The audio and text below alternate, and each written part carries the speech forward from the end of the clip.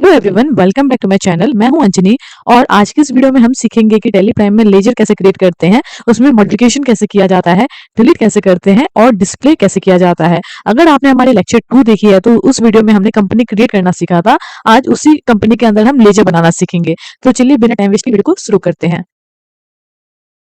जैसे कि मैंने आपको पहले ही बताया था कि कंपनी बनने के बाद जितने भी अकाउंटिंग या इन्वेंट्री से जुड़े मास्टर क्रिएट होते हैं, जैसे ledger, group, stock item, stock group, voucher type etcetera, ये सभी गेटवे ऑफ टैली के अंदर ही क्रिएट किए जाते हैं।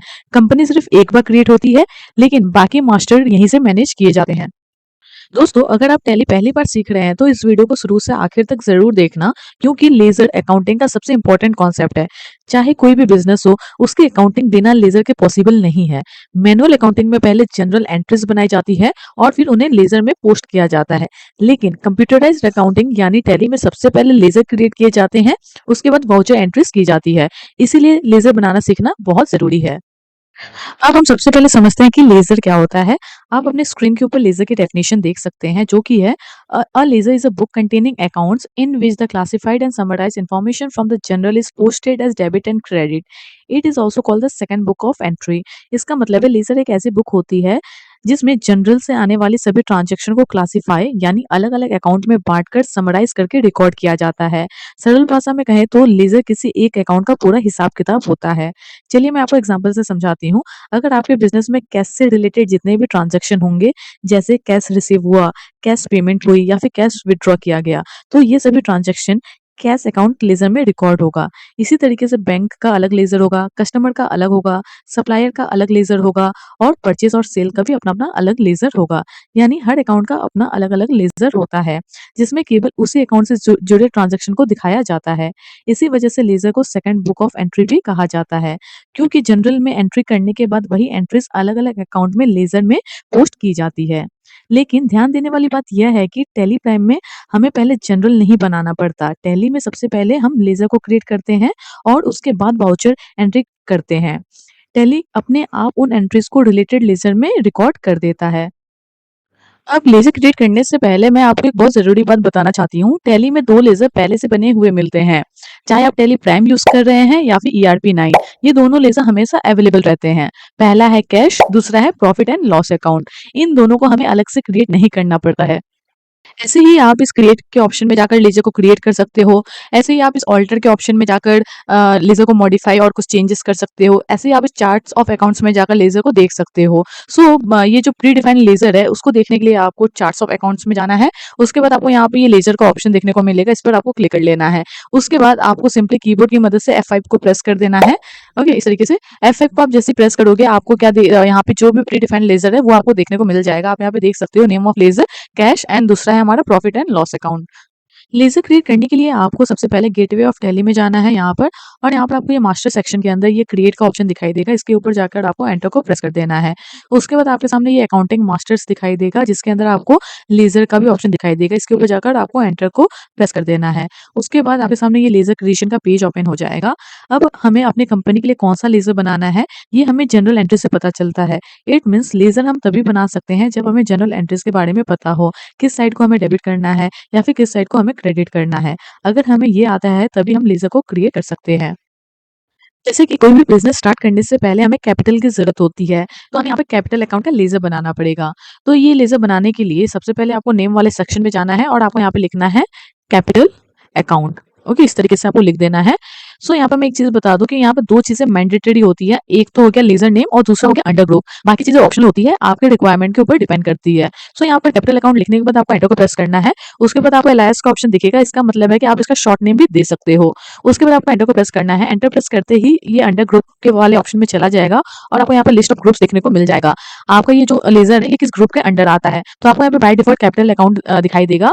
तो ये हमारा जो कैपिटल लेजर है ये हमारे कैपिटल अकाउंट के अंडर ही आता है। तो आपको सिंपली इसको सिलेक्ट कर लेना है और एंटर की मदद से आपको उसको सेव कर लेना है। आप कंट्रोल A की मदद से भी इसे सेव कर सकते हो। तो आप यहाँ पे देख सकते हो हमारा ये जो लेजर है ये सक्सेसफुली क्रिएट हो चुका है। एग्जाम्पल से समझते हैं। सपोज मान लीजिए हमें स्टेट बैंक ऑफ इंडिया का लेजर बनाना है, तो हम यहाँ पे नेम पे लिख देंगे स्टेट बैंक ऑफ इंडिया लिख देंगे, उसके बाद एंटर को प्रेस करेंगे। एल का मतलब होता है शॉर्ट नेम, तो हम यहाँ पे एसबीआई लिख देंगे। उसके बाद यहाँ पर आ जाएगा हमारा अंडर, तो बाय डिफॉल्ट यहाँ पे कैपिटल अकाउंट रहेगा, लेकिन एसबीआई का ये हमारा क्या बैंक है, तो इसीलिए हम यहाँ पर ये बैंक लेजर है, इसलिए हम यहाँ पर बैंक अकाउंट को चूज करेंगे। आपको एरो की मदद से ऊपर जाना है और ये जो बैंक अकाउंट का ऑप्शन है इसको चूज कर लेना है, और सिंपली आपको एंटर को प्रेस कर करके इस तरीके से आपको इसको भी सेव कर लेना है इस तरीके से, और आपको एक्सेप्ट आएगा, यस कर देना है। तो यहाँ पर हमारा एसबीआई का भी लेजर क्रिएट हो चुका है। चलिए और एग्जांपल देखते हैं। इस बार हमें परचेस अकाउंट बनाना है, तो हम यहाँ पे लेजर नेम में लिख देंगे गुड्स परचेस। ओके, एंटर को प्रेस करेंगे और यहाँ पर हमारे ये जो गुड परचेस है ये हमारे परचेस अकाउंट के अंडर आएगा। तो सिंपली आपको एरो की मदद से यहाँ पे परचेस में जाना है और इसको सिलेक्ट कर लेना है, और बाकी की चीजें हम अभी फिल नहीं करेंगे क्योंकि ये हम बेसिक अकाउंटिंग सीख रहे हैं। तो आपको सिंपली एंटर को प्रेस करके या फिर कंट्रोल ए की मदद से सिंपली आपको सेव कर लेना है इस तरीके से। अब हमारा परचेस अकाउंट भी बन चुका है। अब मान लीजिए हम किसी सप्लायर से सामान खरीदते हैं जिसका नाम है शाह ट्रेडर्स, तो हम यहाँ पे लेजर नेम में लिखेंगे शाह ट्रेडर्स। ओके, उसके बाद आपको सिंपली एंटर को प्रेस करना है, और अब हमारे यहाँ पे अंडर पर क्या आएगा, तो यहाँ पर जब भी हम किसी सप्लायर से सामान खरीदते हैं तो यहाँ पर आपका जो अंडर में आएगा वो है सन्ड्री क्रेडिटर। ओके, तो आपको शॉर्ट नेम लिख देना है यहाँ पे सर्च में।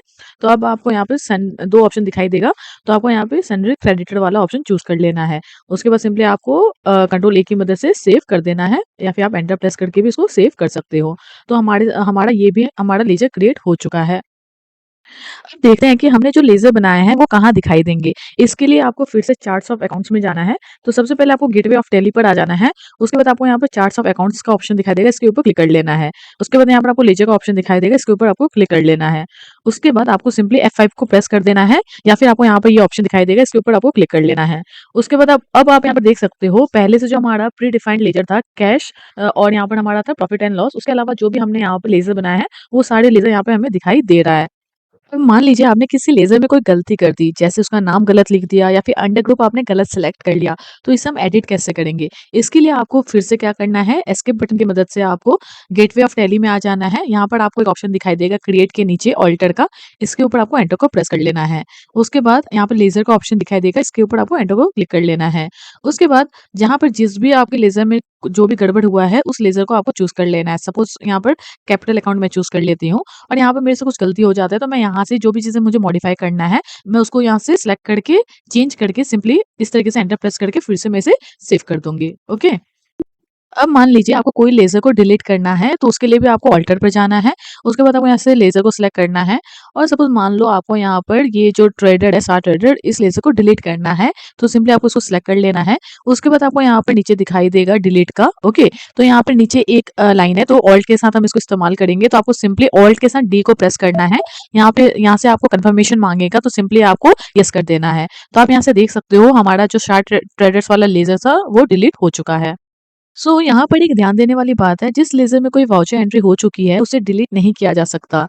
तो दोस्तों आज के इस वीडियो में हमने सीखा लेजर क्या होता है, प्री डिफाइंड लेजर कौन कौन से होते हैं, नया लेजर कैसे क्रिएट कर सकते हैं, लेजर कहाँ डिस्प्ले होता है, लेजर को एडिट कैसे करते हैं, और लेजर को डिलीट कैसे करते हैं। अगर वीडियो पसंद आया हो तो इसे लाइक जरूर करें और अपने दोस्तों के साथ शेयर करें, और आपने अभी तक अगर चैनल को सब्सक्राइब नहीं किया है तो सब्सक्राइब कर दें। Till then keep learning, keep exploring. Thank you for watching.